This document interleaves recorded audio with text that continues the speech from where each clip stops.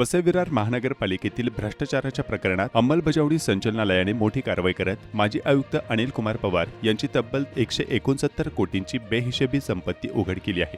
त्यापैकी 71 कोटींच्या स्थावर मालमत्तेवर ईडीने जप्तीची कारवाई केली असून नातेवाईक व बिनामीदारांच्या नावाने गुंतवलेल्या 44 कोटींच्या मालमत्तेवरही जप्तीचे आदेश दिले आहेत।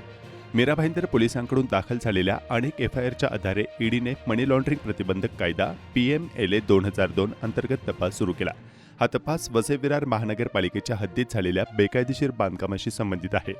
2009 पासून शहरातील सिवेज ट्रीटमेंट प्लांट आणि डम्पिंग ग्राउंडसाठी राखीव जमिनीवर तब्बल 41 बेकायदेशीर इमारती उभारण्यात आल्या होत्या।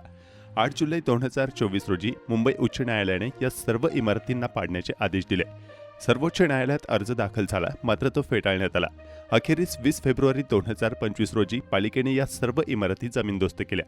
ईडीच्या चौकशीत उघड झाले की महानगरपालिकेतील वरिष्ठ अधिकारी जसे की आयुक्त, शहर नियोजन अधिकारी, अभियंते, वास्तुविशारद आणि लायसनर हे सर्वजण मिळून बेकायदेशीर बांधकामांच्या रॅकेटमध्ये सामील होते। अनिल पवार यांनी बांधकामांना संरक्षण देण्यासाठी प्रति स्क्वेअर फूट 150 रुपयांपर्यंत लाच निश्चित केली होती। त्यापैकी 50 रुपये प्रति स्क्वेअर फूट थेट त्यांच्या वाट्याला जात होता।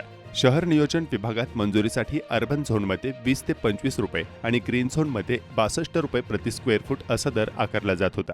तपासात उघड झाले की अनिल पवार यांनी नातेवाईक आणि बिनामीदारांच्या नावाने अनेक कंपन्या स्थापन करून लाच रक्कम गुंतवली। या रकमेचा वापर त्यांनी सोने, हिरे, मोती आणि महागड्या साड्या खरेदीसाठी, गोदामे आणि फार्म हाऊस खरेदीसाठी, पत्नीच्या नावावर बांधकाम प्रकल्पांमध्ये गुंतवणुकीसाठी केला।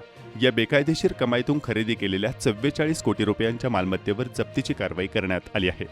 पूर्वीच्या शोध मोहिमेत ईडीने खालील मालमत्ता आधीच जप्त केली होती। 8 कोटी 94 लाखांचे हिरे जडजवाहीर, 23 कोटी 25 लाखांचे बुलियन सोने, 13 कोटी 86 लाखांची बँक ठेव आणि म्युच्युअल फंड। 13 जुलै 2025 रोजी अनिल पवार व इतर 3 जणांना अटक करण्यात आली होती, तर 10 ऑक्टोबर 2025 रोजी या प्रकरणात आरोपपत्र दाखल करण्यात आले आहे।